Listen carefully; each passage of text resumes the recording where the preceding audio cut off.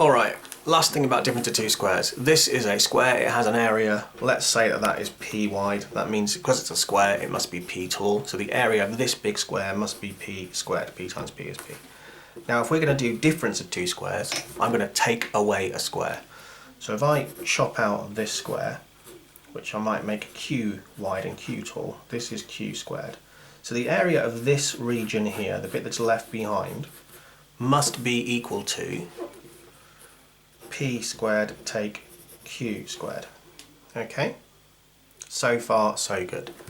Now I'm going to show you a little thing that means we can get this in a different way. I'm going to chop down there, and you'll notice that because this was all square to start with, this is another square here. It's a smaller square, which means that height is the same as this width.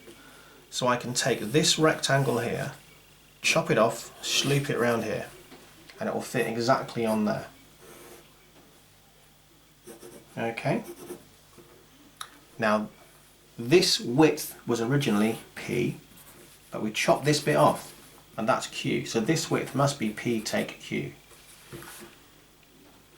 And this is p, and this extra bit is q.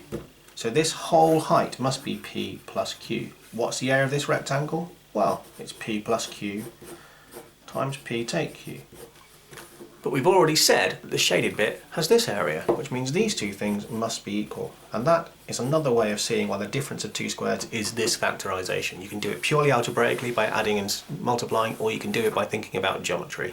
As with all maths, there's many ways to look at it.